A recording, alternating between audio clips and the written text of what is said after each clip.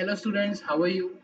I am CS Dipanshu Gavdi from AOC Gurgaon, and as you know that demo lectures are being going on, and I would be taking your company law subject and setting up of business entities subject in your executive program, that is new syllabus.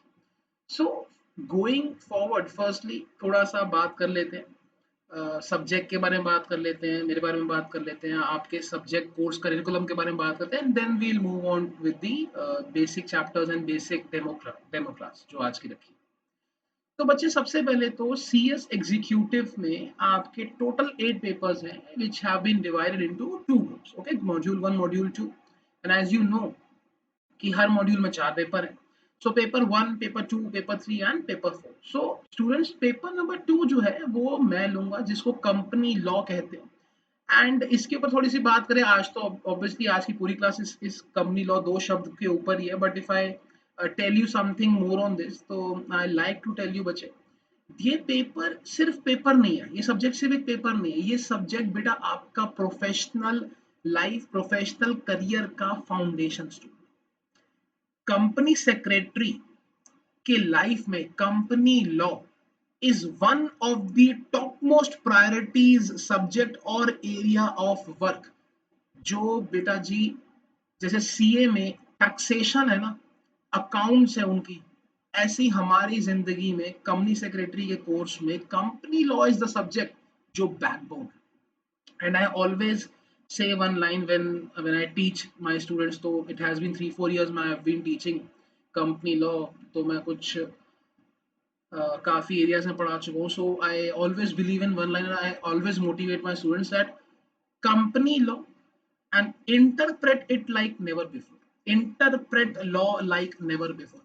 आपको एहसास भी नहीं करा होने दूंगा कि आप कोई इतना इंपॉर्टेंट सब्जेक्ट पढ़ रहे हैं, वो भी कुछ मुश्किलों के साथ। We will do this subject with very fluency, with very efficiency, and आपको मजा आएगा बिकॉज इसमें एक टीचिंग मेथोडोलॉजी है जो थोड़ी ही देर में मैं आपके साथ स्क्रीन पर शेयर करने वाला हूं, और उस मेथोडोलॉजी के तहत हम पढ़ाई करेंगे। तो ऐसा लगेगा आपको कि आप प्रैक्टिकली कोई चीज पढ़ रहे हैं।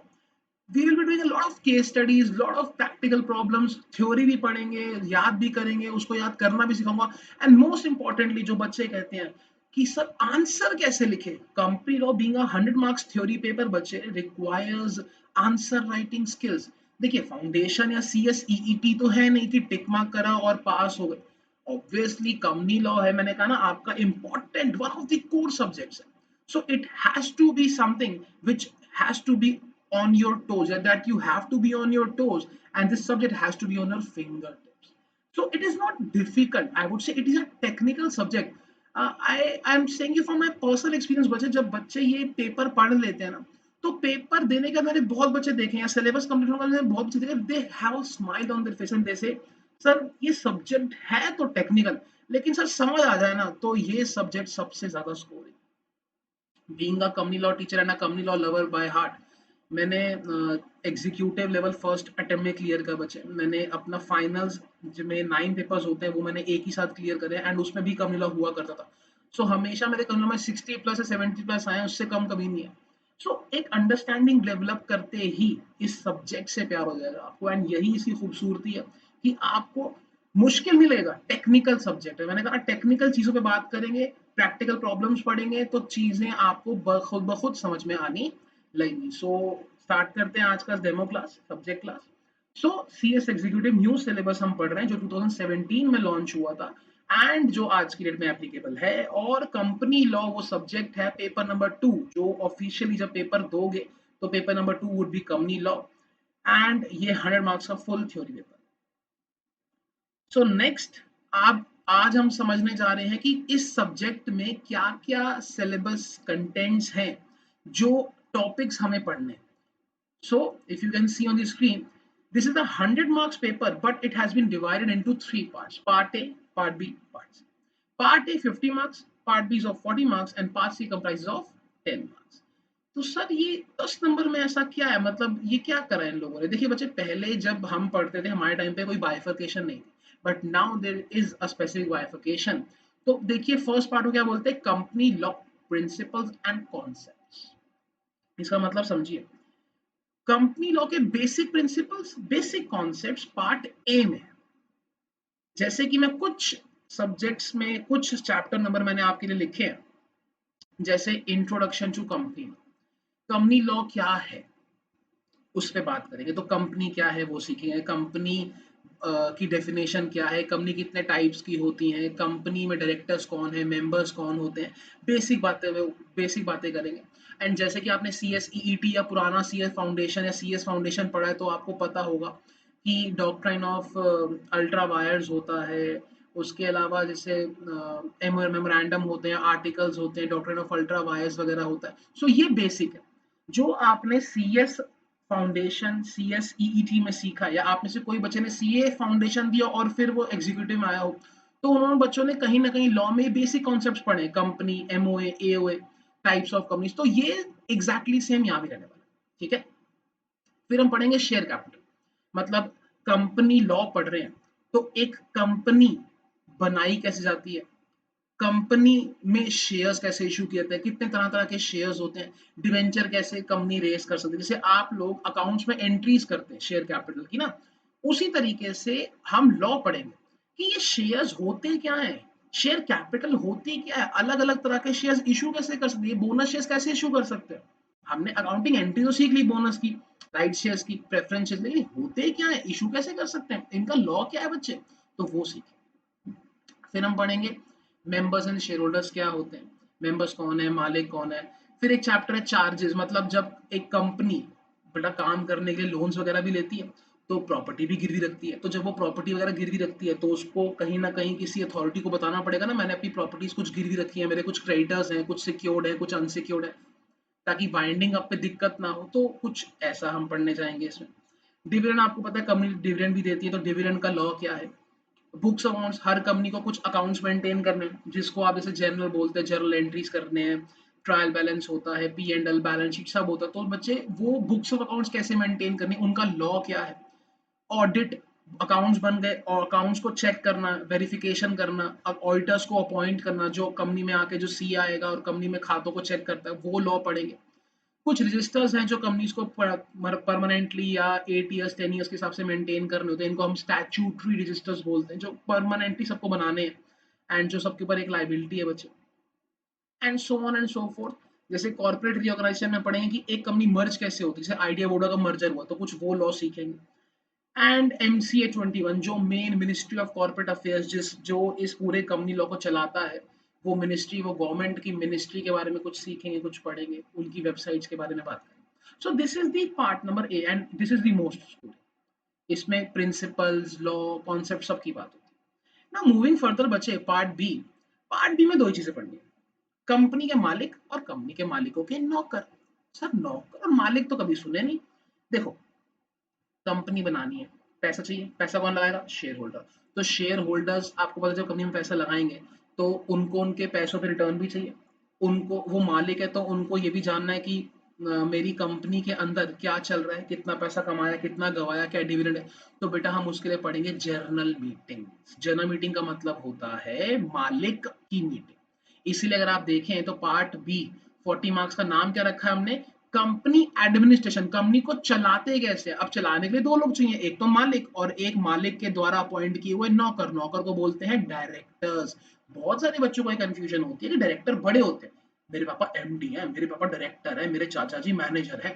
बेटा जी वो मैनेजर एमडी होंगे, लेकिन वो किसके लिए काम करते हैं, शेयर होल्डर्स के लिए काम करते हैं। जैसे एग्जांपल के तौर पे मुकेश अंबानी जी है, अब मैंने रिलायंस कंपनी के शेयर्स खरीदे हुए, तो मैं रिलायंस का क्या हूँ, शेयर होल्डर हूँ, एंड मुकेश अंबानी मेरे लिए क्या है, एक एमडी है। तो एक तरीके से हम कह सकते हैं कि हम शेयर होल्डर्स ने मुकेश अंबानी को एज डायरेक्टर रखा हुआ, ऑल तो कंपनी उसकी है, बट सच्चाई तो यही है ना कि वो डायरेक्टर है। उनकी कंपनी में जितने भी डायरेक्टर्स है वो हमारे लिए तो काम करे ना, बिकॉज आपको पता है एक छोटी सी 11th 12th में आपने सीखी है कि मेंबर्स हर दिन कंपनी में नहीं जाते, इसलिए मैनेजमेंट पे पार्टिसिपेशन उनका नहीं होता। तो हमें ये सीखना है कि फिर मेंबर्स क्या करते हैं, मीटिंग कैसे करते हैं एक्सेट्रा, तो वो लो हम वहां पढ़ेंगे। एंड बच्चे फिर बोर्ड कॉन्स्टिट्यूशन, डायरेक्टर्स, की managerial personnels and then revolutions. तो मतलब अलग अलग तरह के डायरेक्टर्स कौन से होते हैं, डायरेक्टर्स कैसे अपॉइंट होते हैं, डायरेक्टर्स की रेम्यूनरेशन क्या होती है, डायरेक्टर्स की कमिटीज क्या होती है। जैसे आपको पता है कि डेलीगेशन ऑफ अथॉरिटी वगैरह आपने 11th 12th में सीखा, तो ऐसे डायरेक्टर्स भी तो अपनी पावर्स को डेलीगेट करते हैं।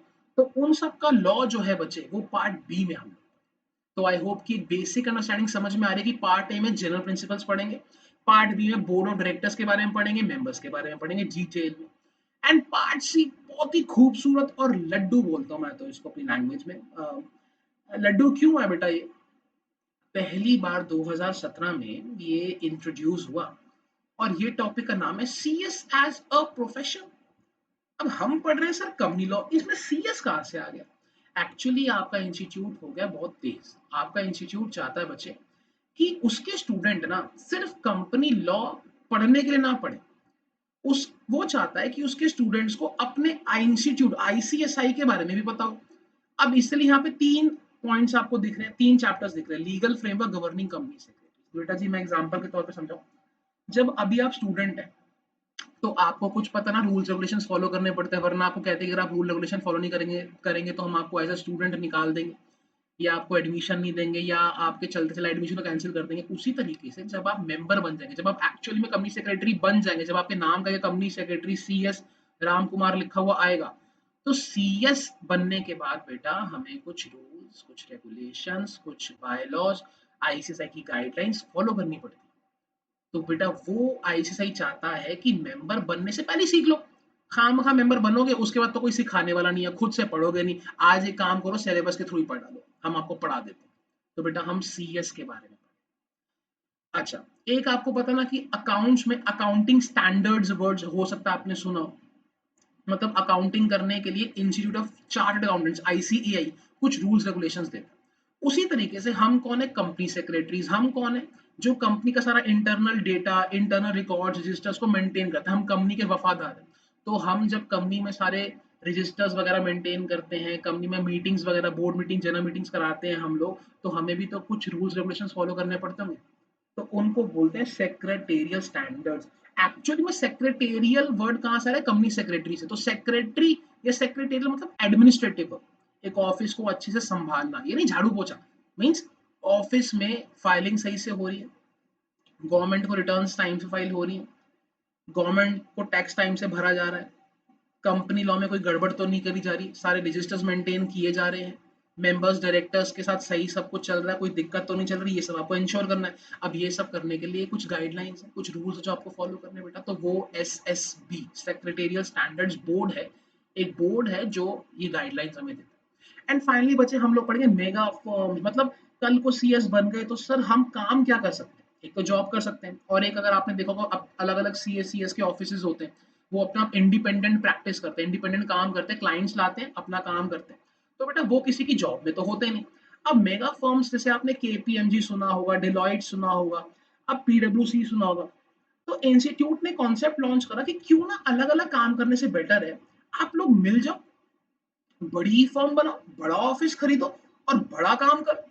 अलग अलग फील्ड में, जैसे टैक्स में काम करो, कंपनी लॉ में काम करो, जीएसटी में काम करो, अकाउंट्स में काम करो, बड़ा काम करो ना। बड़ा काम करोगे तो बड़ा पैसा कमा पाओगे, बड़ा पैसा कमाओगे तो बड़ा नाम बनेगा।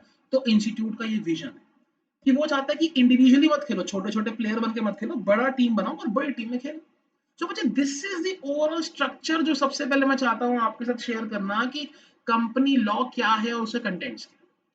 एंड आई होप यहाँ तक आपको कोई दिक्कत नहीं। नाउ आगे बढ़ते हैं। कंपनी लॉ डिकोडेड, अब शुरू हो रहा है डेमो क्लास। तो कंपनी लॉ में दो शब्द है, कंपनी और एक लॉ। एक एक करके मैं आपको समझाऊंगा, बट सबसे पहले हम बात करेंगे बच्चे लॉ क्या होता है। बहुत बच्चे कंपनी लॉ समझ नहीं पाते। अगर मैं नॉर्मल सेंस में आज आपसे लॉ पूछूं ना, आप लॉ बोलोगे sir rules regulations bylaws, but law actually में क्या होता है? कोई बच्चा हिंदी बोलेगा सर कानून होता है। तो कंपनी लॉ मतलब एक ऐसा कानून जो कंपनीज पर लगता है।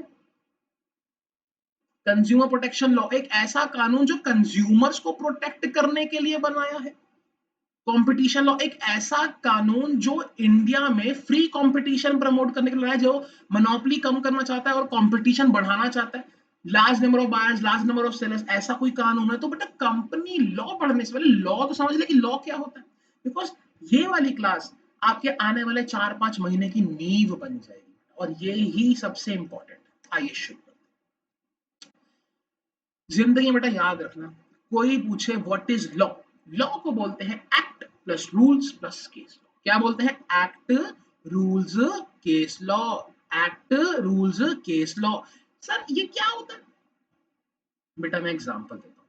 कंपनी लॉ पढ़ने वाले तो कौन सा एक्ट पढ़ेंगे? Companies act 2013। हमें कॉन्ट्रैक्ट बनाना है तो कौन सा एक्ट पढ़ेंगे? Indian contract act 1872। हमें प्रोमिसरी नोट्स के बारे में बात करी तो हम क्या पढ़ेंगे? Negotiable instruments act 1881।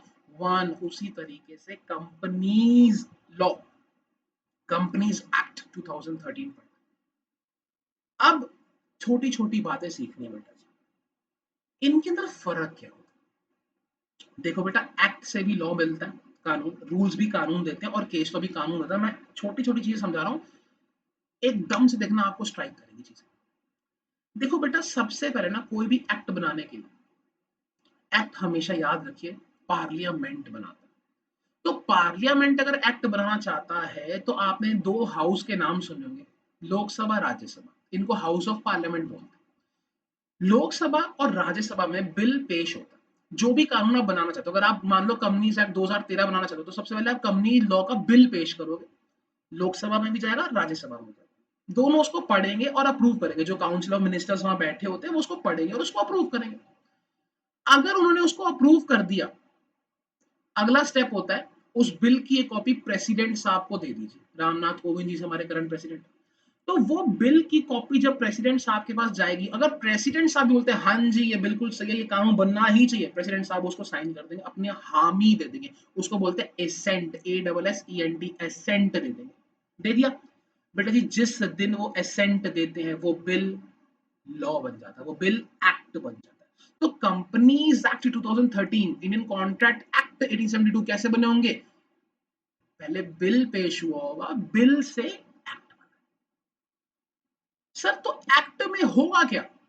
बेटा एक्ट में होती है सेक्शन, हिंदी बोले तो धारा। सुना कभी? धारा 302 के तहत आपको सजाए फांसी, सजाए मौत का हुक्म सुनाया जाता है, ऑर्डर सुनाया जाता है।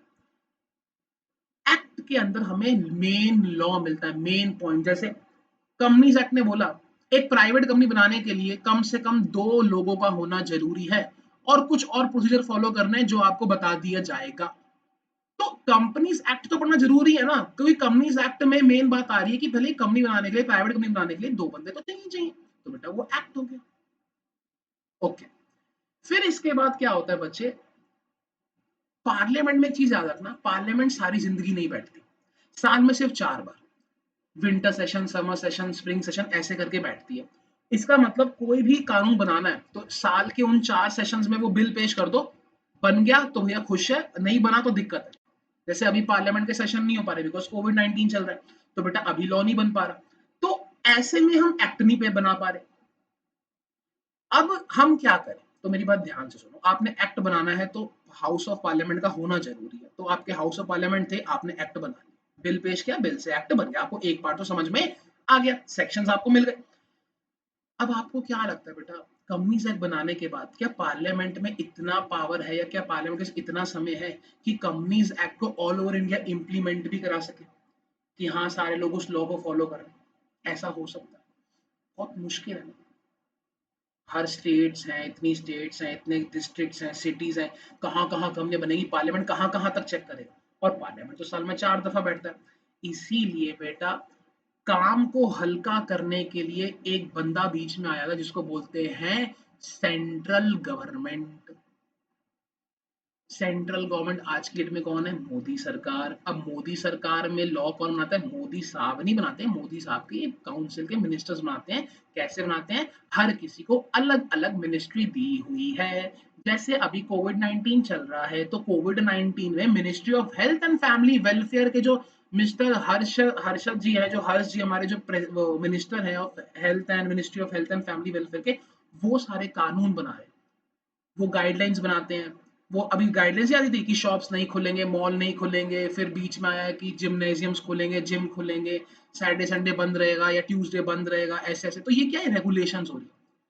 पार्लियामेंट ने तो नॉर्मल एक हेल्थ के ऊपर एक एक्ट बनाया होगा एग्जांपल के तौर पे, लेकिन उसको चेक करने के लिए तो ऑल ओवर इंडिया मिनिस्ट्री चाहिए कि नहीं चाहिए, सेंट्रल गवर्नमेंट चाहिए कि नहीं चाहिए? बिकॉज सेंट्रल गवर्नमेंट नहीं होगी तो फिर उसको इम्प्लीमेंट कौन करेगा?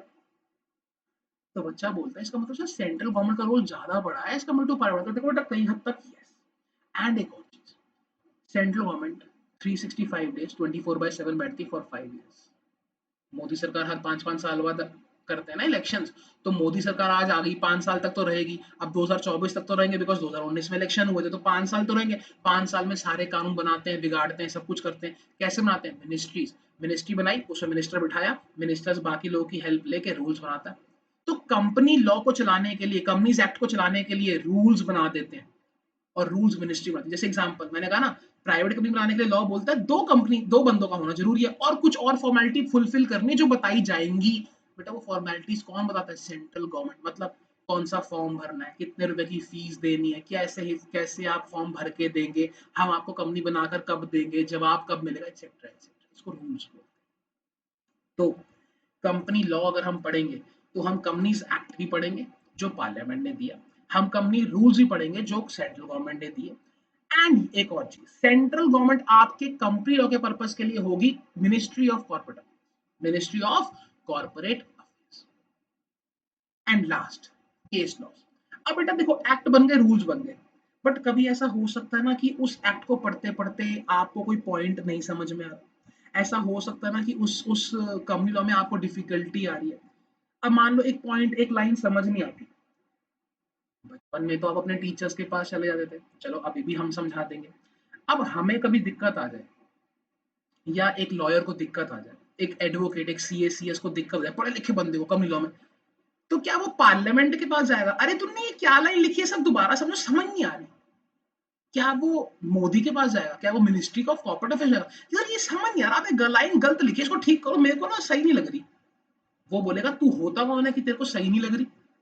तो बेटा ऐसे दिक्कतों में जजेस, कोर्ट्स, ट्रिब्यूनल्स होते हैं, जहां हम जाते हैं, एप्लीकेशन लगाते हैं और उनको बोलते हैं सर ये लाइन में दिक्कत है, प्लीज इसका मतलब समझा दीजिए। जब वो कोर्ट उस लाइन का मतलब समझाते हैं, उसको बोलते हैं कोर्ट इंटरप्रिटेशन देते हैं। इंटरप्रिटेशन मतलब उस लाइन का मीनिंग दे दे, और जब वो मीनिंग दे देते हैं तो वो सबको मानना पड़ता है बेटा, उसको बोलते हैं फिर लैंडमार्क जजमेंट आ गई। ठीक है, तो कंपनी लॉ में हम क्या क्या पढ़ेंगे? एक्ट भी पढ़ेंगे मतलब सेक्शंस, रूल्स भी पढ़ेंगे, प्लस पुराने आए हुए केस स्टडीज भी पढ़ेंगे ना। पुराने जमाने में क्या क्या केस स्टडीज आई थी, केस लॉज आए थे जो आज तक वैलिड है। जैसे एक माइनर के साथ एग्रीमेंट करना वॉइड है, ये हमें किसने सिखाया? धर्मोदास वर्सेस मोहरी बीबी। तो ये केस लॉ आज तक वैलिड है तो हमें पढ़ना पड़ेगा, वरना अगर ये केस लॉ नहीं पढ़ेंगे तो कभी ये पॉइंट क्लियर नहीं होगा कि क्या एक माइनर कॉन्ट्रैक्ट एंटर कर सकता है कि नहीं। क्योंकि बेटा कॉन्ट्रैक्ट एक्ट जब बनाया था उस समय पार्लियामेंट ने ये ध्यान ही नहीं दिया कि माइनर का क्या होगा। तो जो चीजें ना एक्ट में ना रूल्स में लेकिन प्रैक्टिकल डिफिकल्टी क्रिएट करती हैं, तो जिनमें मीनिंग क्लियर नहीं है, तो कोर्ट के पास जाओ, जज साहब मीनिंग दे दो। तो आई होप कि लॉ समझ में आ गया, act plus rules plus case.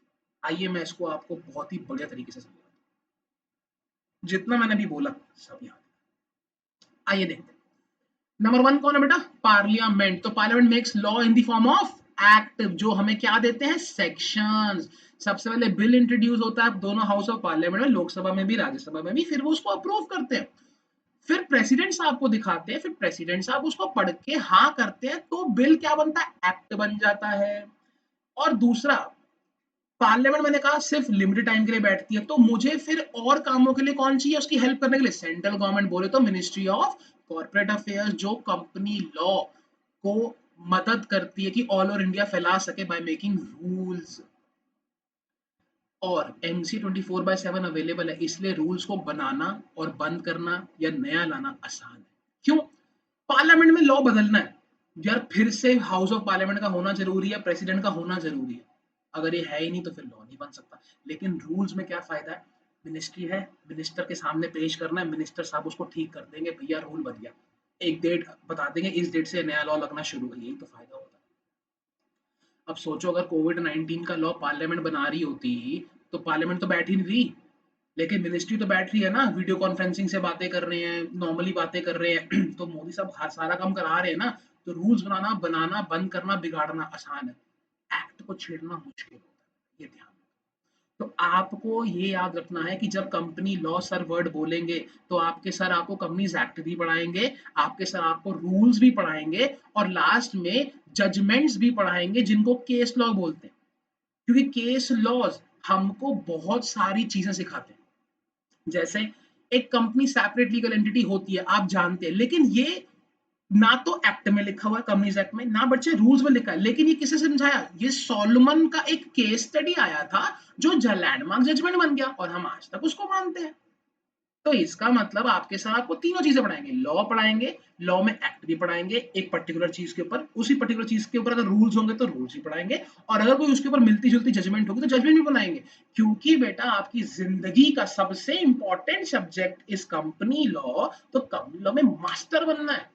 And mastery आधी चीजें पढ़कर नहीं आती, jack of all master of none नहीं बनना हमने, हमें मास्टर ऑफ वन बनना है, और वो मास्टर क्या है, कंपनी लॉ। आप में से कुछ बच्चों को ऐसा हो सकता है कि बच्चे टैक्स पसंद आ जाए, पढ़ो कोई दिक्कत थोड़ी, हम तो सारे सब्जेक्ट्स पढ़ने बिकॉज पास तो सब में होना है, लेकिन बेटा जी जनरली ये देखा गया है कि कंपनी सेक्रेटरीज लॉ में माहिर होते हैं, या दी एक्सपर्ट्स।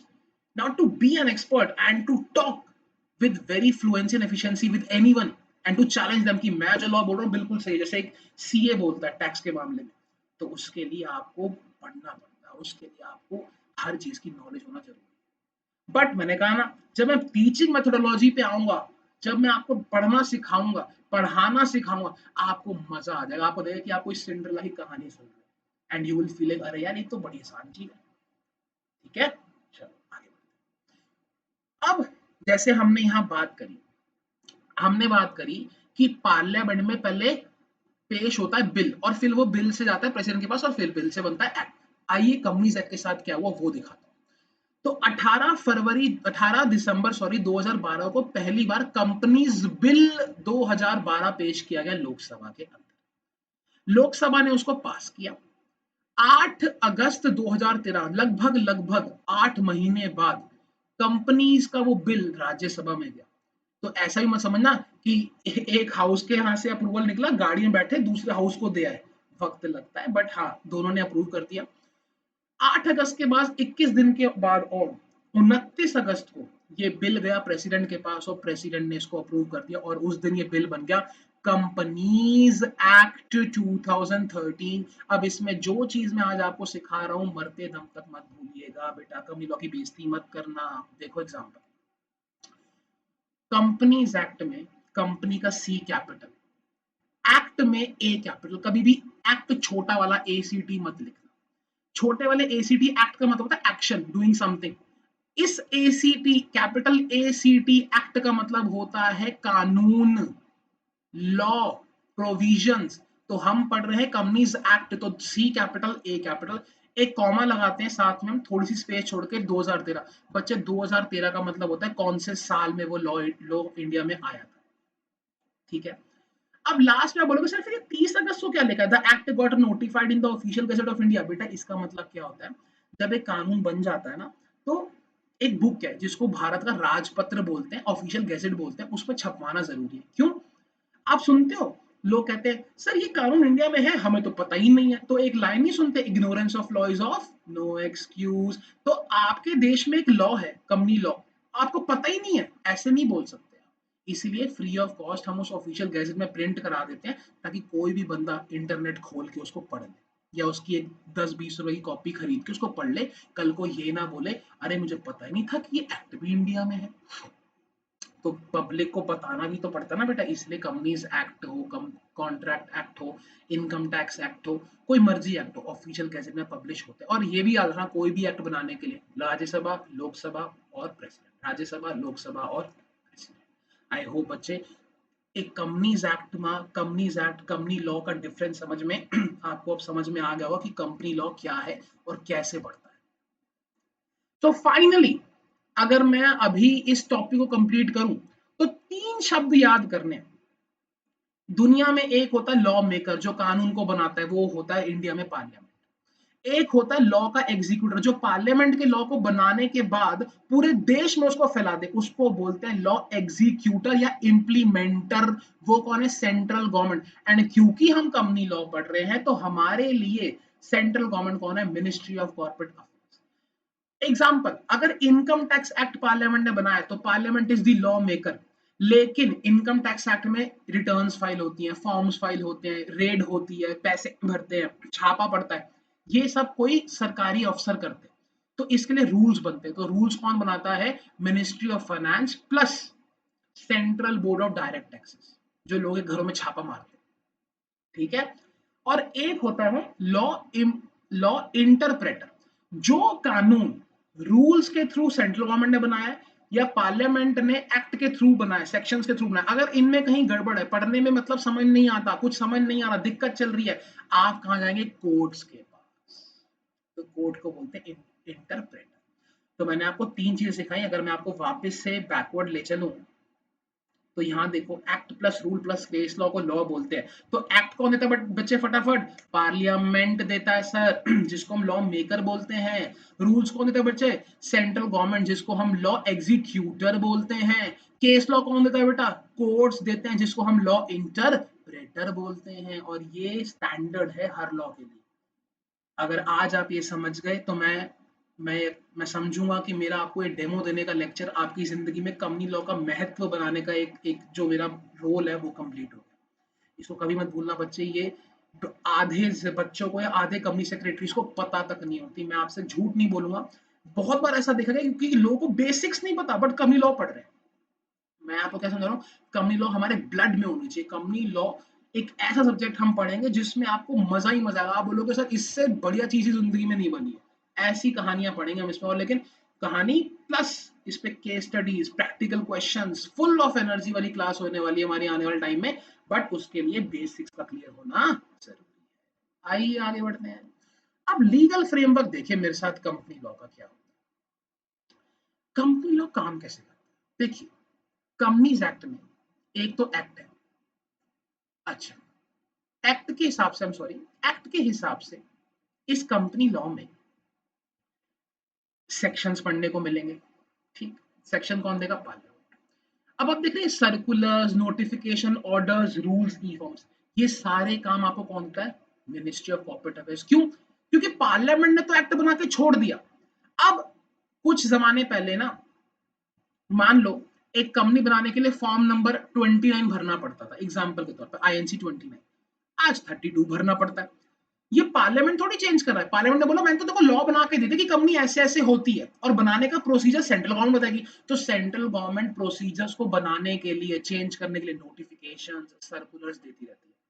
कोई ऑर्डर पास करना है तो ऑर्डर भी पास कर सकती है, रूल्स बनाती है। प्लस ये वाला फॉर्म भरिए तो कंपनी बन जाएगी, ये वाला फॉर्म भरिए कंपनी बंद कर सकते हैं, ये वाला फॉर्म भरिए कंपनी की शेयर कैपिटल इंक्रीज कर दीजिए, ये वाला फॉर्म भरिए कंपनी की शेयर कैपिटल डिक्रीज कर दीजिए, ये वाला फॉर्म भरेंगे तो डायरेक्टर अपॉइंट हो सकता है, ये वाला फॉर्म भरेंगे तो डायरेक्टर को निकाल सकते हैं। तो ये सारे फॉर्म्स बनाने भी तो पड़ते होंगे, और इन फॉर्म्स को बनाता कौन है? ये भी सेंट्रल गवर्नमेंट। तो लीगल फ्रेमवर्क में क्या हो गया, एक हमारा एक्ट है जो हमें पार्लियामेंट ने दिया है। Rules, notification, circulars, orders, forms, उनके फॉर्म में कितने पैसे, ये एडमिनिस्ट्रेशन है। जैसे पासपोर्ट बनानी है तो पासपोर्ट एक्ट बना हुआ है कि कोई चोर चक्का पासपोर्ट नहीं ले सकता, भगोड़ा पासपोर्ट नहीं ले सकता, विजय माल्या जैसे लोग पासपोर्ट नहीं ले सकते, कोई क्रिमिनल को पासपोर्ट नहीं मिलता। ये लॉ है। पासपोर्ट मिलेगा कैसे, कौन सा फॉर्म भरूं, कहां जाऊं, कहां डॉक्यूमेंट दस्तावेज जमा करूं, ये सब बताता है पासपोर्ट ऑफिस का डिपार्टमेंट। उसी तरीके से कंपनी लॉ में कंपनीज एक्ट को चलाने के लिए central government ministry of corporate affairs का एक डिपार्टमेंट, एक पूरा का पूरा मंत्रालय है जो कंपनीज एक्ट को चला रहा है। ठीक, ये चीज ध्यान रखिए। अच्छा, रूल्स के नीचे अगर आप देख रहे हैं तो दिख रहा है अमेंडमेंट्स अंडर द रूल्स। हाँ, जब रूल बना सकती है सेंट्रल गवर्नमेंट तो रूल्स को बंद भी कर सकती है, चेंज भी कर सकती है वक्त रहते रहते। तो ऑब्वियसली वक्त के साथ साथ बेटा रूल्स बदलते रहते हैं, जिंदगी बदलती रहती है, तो लॉ पुराना भी तो हो जाता है, तो हम उसको बदल देते हैं। जैसे मैं एग्जांपल दूं, कुछ जमाने पहले शायद कभी आपने सुना कि प्राइवेट कंपनी बनाने के लिए 1 लाख रुपए रखते हैं और पब्लिक कंपनी बनाने के लिए 5 लाख की कैपिटल लगती है। बेटा आज की डेट में ये लॉ हट चुका है। क्यों? अब हम ईज ऑफ डूइंग बिजनेस में आ गए। मोदी जी लगे रहते हैं कि दुनिया के लोग इंडिया में आके कंपनियां बनाए, सेटअप करे बिजनेस। तो बेटा ईज ऑफ डूइंग बिजनेस के लिए क्यों किसी को परेशान करना कि तू 5 लाख रुपए देगा तभी तेरी कंपनी बनेगी, क्यों परेशान करना उसको। तो ये लॉ हटा दिया। आज की डेट में इंडिया में आप 0 रुपीज से भी कंपनी बना सकते हैं। समझ रहे हैं? ये लॉ में चेंजेस होते हैं बेटा। चलिए, अच्छा सर, ये कंपनीज एक्ट में कौन कौन से लोगों से डील करना पड़ता है? अभी तो हम डेमो पढ़ रहे हैं ना। तो कंपनीज एक्ट में बेटा सबसे पहला जो मेन बंदा जिससे आपको डील करना है उसको बोलते हैं रजिस्ट्रार ऑफ कंपनीज, जो आपकी कंपनी बनाने पे आपको इनकॉर्पोरेशन का सर्टिफिकेट भी देता है, जो आपसे नॉर्मल बातचीत भी करता है, नोटिस भेजता है, आपसे कोई सवाल जवाब कर सकता है, वो आरओसी है। मतलब मान लो आपके पापा जो हर चीज में आपसे इधर उधर कहाँ जा रहे हो, क्या कर रहे हो, अच्छा ये मेरे से परमिशन लेती है करने से ले, तो मतलब एक तरीके से आरओसी वाले पापा। आरओसी से ऊपर कौन, मतलब पापा जी से ऊपर कौन होते हैं, दादाजी। तो हमारे दादाजी हमारे कम्युनिटी में कौन है, रीजनल डायरेक्टर, आरडी। अच्छा बेटा आरओसी ना हर स्टेट में होता है, कुछ तीन चार स्टेट्स का मिला के भी एक आरओसी होता है, और कुछ स्टेट्स के अंदर दो दो तीन तीन आरओसी भी होते हैं। मतलब अब मैं अगर दिल्ली में कोई कंपनी बना रहा हूँ तो हमारा आरओसी कौन है, आरओसी दिल्ली एंड हरियाणा। अगर हम तमिलनाडु में तो आरओसी तमिलनाडु या आरओसी चेन्नई जिसको हम बोलते हैं वो हमारे ऊपर लग जाएगा। मुंबई के लिए आरओसी मुंबई है। लेकिन रीजनल डायरेक्टर ना रीजन वाइज होते हैं, मतलब नॉर्थ का एक आरडी, साउथ का एक आरडी, वेस्ट का और एक ईस्ट का। मतलब अब नॉर्थ में जितने भी आरओसीज हैं, जितने भी पापाज हैं, उन सबके एक बड़े दादाजी हैं, वो है आरडी साहब। इसका मतलब छोटे मोटे काम तो आरओसी देख लेगा, फॉर्म वॉर्म भर के आरओसी को सबमिट कर देंगे, लेकिन बड़े काम के लिए आरडी पे जाना पड़ेगा। तो जब हम कंपनीज एक्ट पढ़ेंगे, जब हम सच में अपना चैप्टर्स को पढ़ेंगे, तो वहां पे आरओसी वर्ड आएगा, तो आपको समझना पड़ेगा वहां पे, हाँ सर ने बताया था ये बेसिकली एक ऐसी अथॉरिटी जिससे हमें डीलिंग करनी है, एक तरीके से हमारा टीचर है, ऐसा मान लो ये हमारे दादा हमारे पापा जी। अच्छा बड़ा वाला काम करना है तो उसमें लिखा है कि एक कंपनी को एक स्टेट से दूसरे स्टेट में शिफ्ट करने के लिए, मान लो आज कंपनी मुंबई में, कल कंपनी बोलती है हम अपना ऑफिस ना राजस्थान शिफ्ट करना है, अब हम राजस्थान जाएंगे, तो ये बड़ा काम है। इसके लिए फिर आरओसी के अलावा किसका अप्रूवल चाहिए, दादाजी का, तो हम फिर आरडी का अप्रूवल लेते हैं। तो आरडी का मकसद अलग अलग पॉइंट के लिए, अलग अलग कॉन्सेप्ट के लिए। अच्छा जब कंपनी बंद करनी है तो लिक्विडेटर्स की भी जरूरत पड़ती है, तो इसलिए कंपनीज एक्ट में लिक्विडेटर्स भी होते हैं। और मैंने आपको जैसे बताया कि कंपनी लॉ पढ़ते पढ़ते कहीं आप फंस गए, या किसी में आपका किसी बंदे से या किसी कंपनी का किसी अथॉरिटी से झगड़ा हो गया, तो लड़ाई के लिए कोर्टों में जाते हैं। लेकिन कंपनीज एक्ट के केस लड़ने के लिए हम normal high court supreme court नहीं जाते, हम जाते हैं कहाँ, national company law tribunal, NCLT बोलते हैं। हर स्टेट में होती है, एनसीएलटी दिल्ली में है, हरियाणा में है, एनसीएलटी चंडीगढ़ है, एनसीएलटी मुंबई है। तो मुंबई की कोई कंपनी है, उसका केस एनसीएलटी मुंबई में जाएगा, मतलब मुंबई का एक तरीके का कोर्ट जो उसका काम सुनेगा, उसका मैटर सुनेगा। दिल्ली कंपनी है तो वो दिल्ली के एनसीएलटी में जाएगी। तो वो एनसीएलटी एक तरीके का कोर्ट है जो बेसिकली कंपनी लॉ के मैटर सुनेगा। लड़ाई होगी ना, जैसे डिवोर्स का मैटर है पति पत्नी के बीच, तो हाई कोर्ट जाएंगे। लेकिन ये वाला मैटर कोई सिविल मैटर तो है नहीं, कोई क्रिमिनल मैटर तो है नहीं, ये तो कंपनी लॉ का मैटर है। तो कंपनी लॉ के लिए जो कंपनी लॉ वाली कोर्ट बनी है वहां जाके, इससे फायदा ये होता है, हाई कोर्ट्स में ऑलरेडी इतना काम है, मर्डर्स के केसेस, रेप के केसेस, डिवोर्स के केसेस, इसके केस उसके केस, पागल हो गया है हाई कोर्ट। तो अब हाई कोर्ट कंपनी लॉ के केस भी सुनेगा क्या, तो हाई कोर्ट कहता है मुझे परेशान मत करो। तो इसलिए हमने जब नया कंपनीज एक्ट 2013 बनाया, तो हमने कहा एक काम करते हैं, हाई अलग से ही कोर्ट बना देते हैं, एनसीएलटी वहीं पे लड़ लेंगे। अच्छा हाई कोर्ट से हारते हो तो कहां जाते हो, सुप्रीम कोर्ट ना। तो अगर एनसीएलटी से हारे तो कहां जाओगे, नेशनल कंपनी लॉ एपीलेट, उससे भी बड़े वाले के पास जाओ। ठीक है, क्योंकि ऑब्वियसली अगर किसी छोटे कोर्ट में हार गए, मान लो सलमान खान हार गया वो ब्लैक बक वाले केस में, कि सलमान खान ने गलती करी है, तो क्या उसने मान ली अपनी गलती, नहीं ना, वो हाई कोर्ट गया। तो ऐसे अगर आप हार गए, तो ये थोड़ी हार गए तो जेल जाओगे, या हार गए तो पेनल्टी भरनी पड़ेगी, एक मौका और देंगे, अपील में जाओ। अपील में ऊपर कौन है, एनसीएलएटी। तो ये अथॉरिटीज है कंपनीज एक्ट में। तो जब हम पढ़ेंगे तो हो सकता है कभी आरओसी दिख जाए, कभी आरडी दिख जाए, तो उस टाइम फिर आपको समझ में नहीं आएगा, अरे यार ये आरडी क्या था सर, समझ नहीं आ रही। तो इसलिए तो आज बेसिक्स समझा रहा हूँ, आरओसी क्या होता है, आरडी कौन होता है। आई होप कि बेसिक्स समझ में आपको आ जा। अच्छा ये देखिए, मैंने कहा ना सेंट्रल गवर्नमेंट पूरा देश में कंपनी लॉ को इंप्लीमेंट करता है। कैसे करता है, सबसे पहले एक ministry of corporate affairs new Delhi में है, एक मंत्रालय है। उस मंत्रालय के पास 7 आरडीज है, रीजन भले 4 है, नॉर्थ साउथ ईस्ट वेस्ट, लेकिन टोटल आरडीज हिंदुस्तान में 7 है, 7 बंदे हैं बड़े लेवल के जो बड़े काम देखते हैं कंपनी में। 22 आरओसी। अच्छा कई बच्चे, सर स्टेट तो 29 30 31 है, ये 22 आरओसी कैसे हैं फिर। बेटा कुछ कंपनी कुछ स्टेट्स के, तीन चार स्टेट्स का एक आरओसी, जैसे यूपी, कानपुर, उत्तराखंड का एक ही आरओसी, दिल्ली हरियाणा का एक ही है। तो कुछ आरओसीज एक एक स्टेट के हैं और कुछ आरओसीज मल्टीपल स्टेट्स के काम है। मान लो तुम्हारी कंपनी दिल्ली की है, तुमने कोई फॉर्म भर के आरओसी में भेजा, तो वो भी आरओसी दिल्ली के पास आया। तुम हरियाणा की कम नहीं हो, तुम फरीदाबाद की कम नहीं हो, गुड़गांव की कम नहीं हो, तुमने भी कोई फॉर्म भरा, वो भी आरओसी दिल्ली के पास है। तो एक आरओसी का बहुत सारे स्टेट्स पे जुरिस्डिक्शन हो सकता है, ठीक है। तो ये इसको बोलते हैं सेंट्रल गवर्नमेंट की 3 लेवल की मशीनरी है ये। तो आई होप कि ये बेसिक आपको समझ में आया। अब जब भी हम बोलेंगे सेंट्रल गवर्नमेंट, तो जरूरी नहीं कि मैं एमसी की बात करूं, हो सकता है उस टाइम सेंट्रल गवर्नमेंट का मतलब है लिखा हुआ है कि for doing this company needs the approval of central government, bracket में लिखा हुआ कि आरओसी का अप्रूवल लेना है या आरडी का अप्रूवल लेना है, ऑफिशियल लिक्विडेटर के पास जाना है या कहां जाना है। क्योंकि पार्लियामेंट ने तो एक्ट बना के छोड़ दिया, अब सारा काम तो गवर्नमेंट देख रही है। तो मोदी सरकार के मंत्रालय है, मोदी सरकार के मंत्रालयों के अंदर आरडी बैठे हैं, आरओसी बैठे हैं, जो स्मूथ फंक्शनिंग करा। जैसे एक स्कूल है, प्रिंसिपल भी है छोटे लेवल पे, उससे ऊपर चांसलर है, फिर स्कूल का मेन मालिक है, बोर्ड ऑफ ट्रस्टीज है, क्योंकि क्योंकि स्कूल बढ़िया चलना चाहिए। उसी तरीके से कंपनी लॉ का उल्लंघन ना हो, कोई कंपनी लॉ में मजे ना ले, गलत हरकतें ना करे, कंपनियां बनाकर चोरियां ना करो, टैक्स की चोरी ना करो, कुछ दिक्कत ना करो, इसीलिए अलग अलग अथॉरिटी वाले लोग बिठाए गए। तो ये है बच्चे बेसिक्स जो मैं चाहता हूँ हमेशा हर बच्चे को। कंपनी लॉ तो पढ़ा ही दूंगा, कंपनीज एक्ट तो सिखा ही दूंगा, मास्टर तो मैं आपको बना के छोड़ूंगा, ये मेरा प्रॉमिस है। आज तक मुझे जितने बच्चे पढ़े, कभी किसी ने ये नहीं बोला कि सर कंपनी लॉ मुश्किल है, सर मजेदार है, आपको भी आएगा मजा, लेकिन एक बेसिक्स तो समझ में आने चाहिए ना। तो बेटा दैट इज वाई ये बेसिक डेमो क्लास में आपको कंपनी क्या होती है, लॉ क्या होता है, यदि लॉ समझे, act plus rules plus case law, तब तो आपको लॉ समझ में आया। फिर आपको कंपनी लॉ, अच्छा तो कंपनी लॉ में मुझे कंपनी एक्ट भी पढ़ना है, रूल्स भी पढ़ने हैं और जजमेंट भी पढ़ने हैं।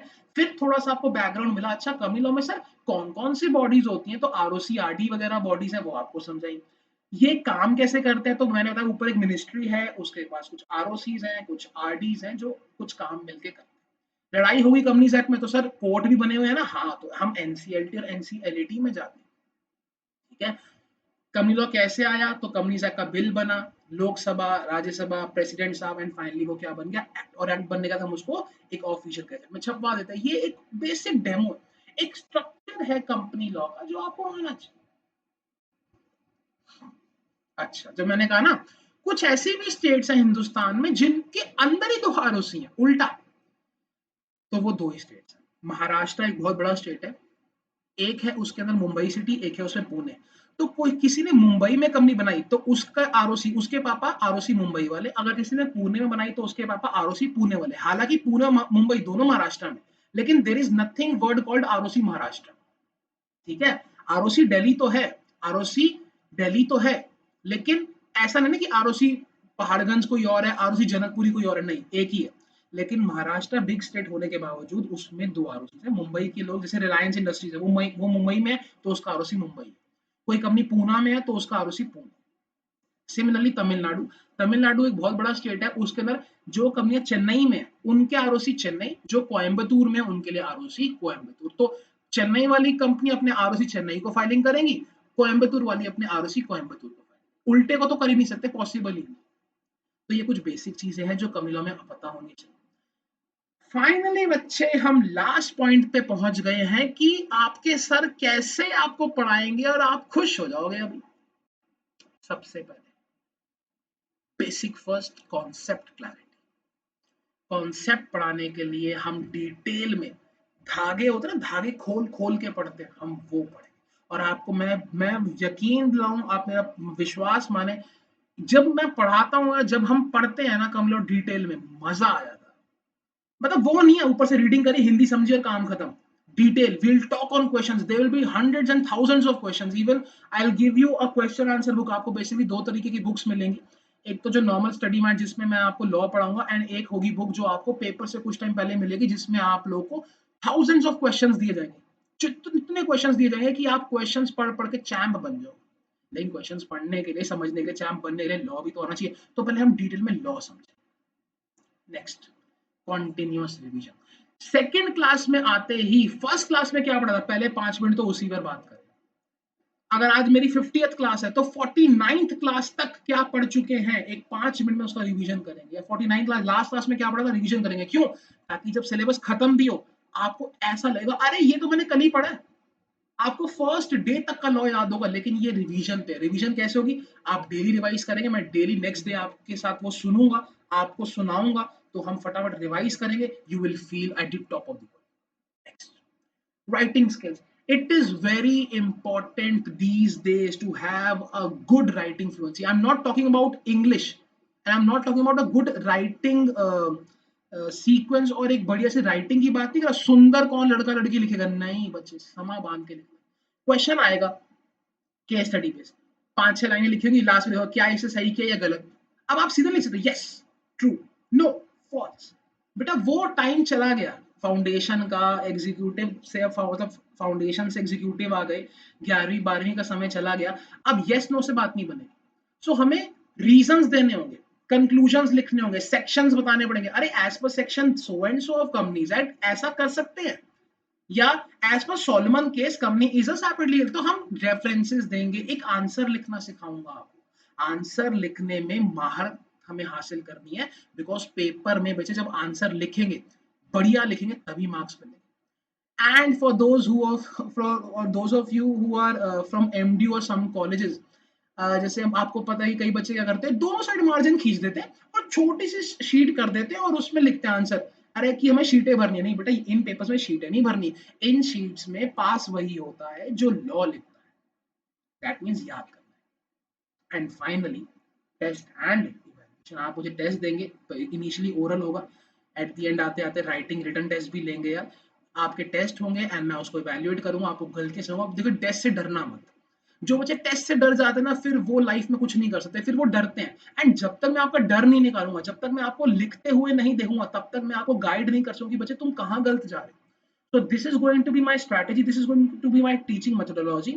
आज मैंने जो आपको बताया है वो कंपनी लॉ क्या होता है, उसकी नींव क्या होती है, कंपनीज एक्ट कैसा दिखता है, कंपनीज एक्ट में कितने लोग हैं, कौन सी अथॉरिटी है, क्या है आरओसी, कौन होते हैं आरडी, और हमारा टीचिंग मेथोडोलॉजी, ये एक बेसिक मैंने आपको दिया, एक ढांचा दिया। नेक्स्ट क्लास में जब हम मिलेंगे, if we join and if we start the classes, and that time will start with the very first chapter, जो मैंने कहा था basics and introduction to company law. Starting से स्क्रैच से पढ़ेंगे, कंपनी क्या होती है, क्या बनती है, क्या काम करती है, कितने लोगों से बनती है, कंपनी में क्या काम होते हैं, अल्ट्रा वायर्स क्या होता है, सोलमन कौन था, वो केस क्या था, बेसिक से बात करेंगे। एक तरीके से आपका फाउंडेशन है CSEET फिर से रिपीट हो जाएगा first chapter. So with this, thank you very much. I hope you enjoyed my session. I hope आपको एक basic class आज की अच्छी लगी होगी, demo समझ में आया होगा।